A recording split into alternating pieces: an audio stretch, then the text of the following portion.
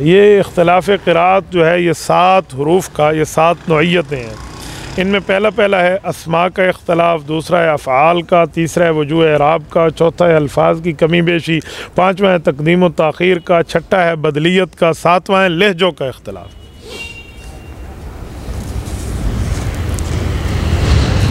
اسماء کا اختلاف، یہ اسم کی جمع ہے، وہ کیا اختلاف ہے؟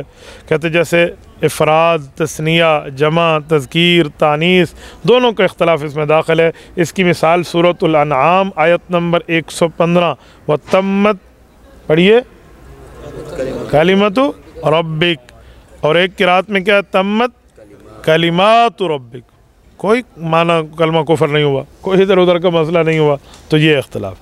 اسی طرح کسی قرات میں صیغہ ماضی ہو، کسی میں مضارع اور کسی میں امر، اس کی مثال سورۃ سبا آیت نمبر 19 میں ربنا باعد بین اسفارنا، اور ایک قرات میں ربنا باعد بین اسفارنا۔ اب کوئی نہیں مسئلہ، اس پر بھی کوئی اتنی بڑی بات نہیں بنتی، تو یہ اس طرح کی باتیں یہ شائع ضائع ہیں۔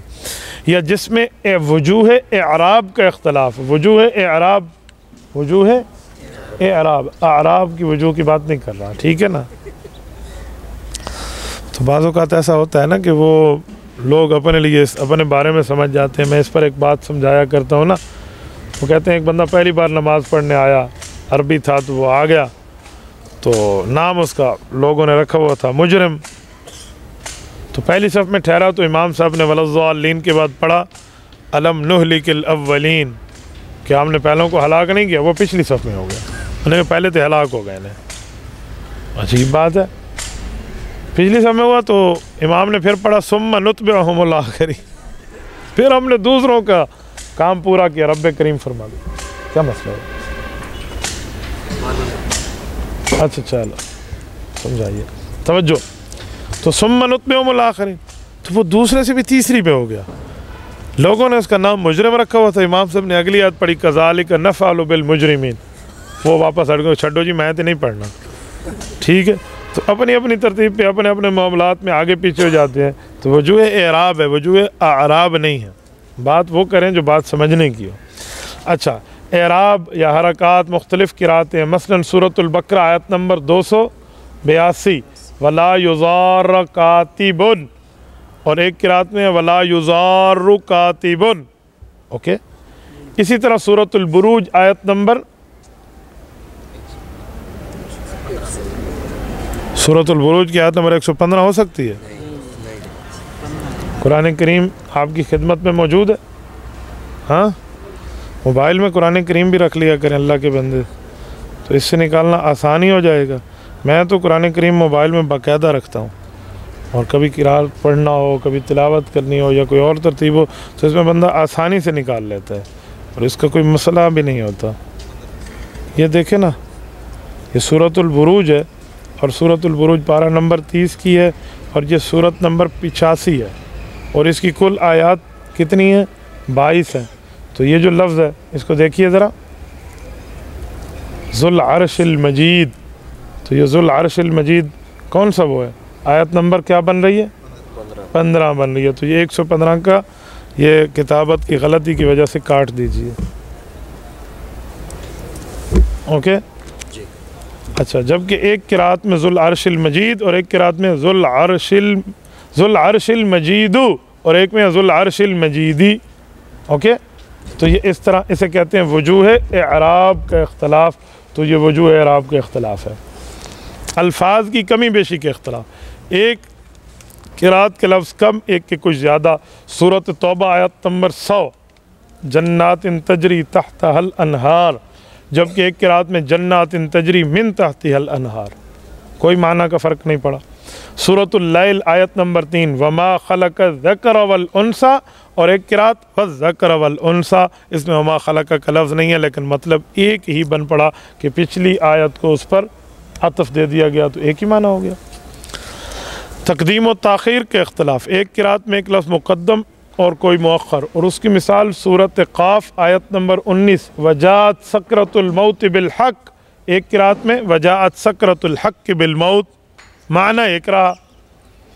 بدلیت کا اختلاف، ایک قرات میں ایک لفظ ہے، دوسری قرات میں ایک جگہ کے بجائے دوسرا لفظ. اور اس کی مثال سورۃ الحجرات آیت نمبر 6 یا ایھا الذین آمنوا ان جاءکم فاسق بنبأ فتبینوا، اور ایک قرات میں ہے فتثبتوا.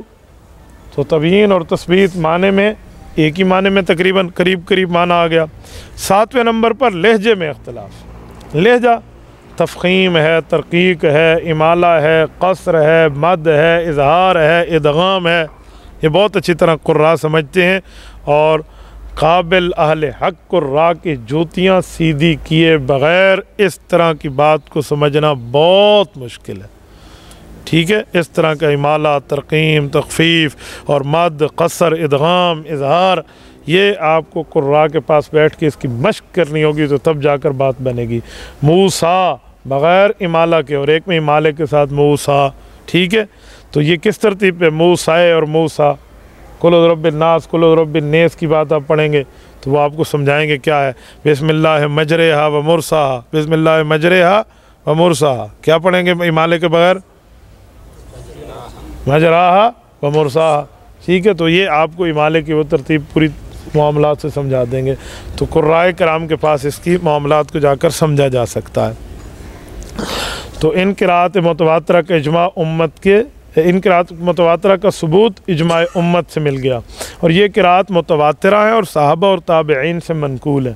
اس پر اگر آپ نے تفصیل دیکھنی ہو تو مفتی اعظم پاکستان حضرت مولانا مفتی محمد شفیع عثمانی رحمہ اللہ کی تفسیر معارف القرآن کا مقدمہ کھولیے، جلد اول کھولیے، صفحہ 30 تا 35، 5 صفحات دارالاشاعت کراچی سے چھپی ہے. ان نے مستقل اس پر تحریر فرمائے ہیں، تو آپ اس کو وہاں تفصیل سے دیکھ سکتے ہیں. اچھا، یا علوم قرآن پر لکھی جانے والی جتنی کتابیں ہیں وہ 17 کی ترتیب پر موجود ہیں، آپ اس کو دیکھ سکتے ہیں. تو اس کے بعد یہ امالے کی بات آ گئی کہ غامدی صاحب کا انکار حدیث کے ساتھ امت کے اجماع کا بھی یہ انکار ہو گیا. تو یہ باتیں پڑھ لینے کے بعد اس میں کوئی شک نہیں رہ جاتا کہ قرآن کریم کی قرات متواترہ کو عجم کا فتنہ قرار دینے والے غامدی صاحب خود فتنہ عجم بن چکے ہیں. تبارك الذي نزل الفرقان على عبده ليكون للعالمين نذيرا.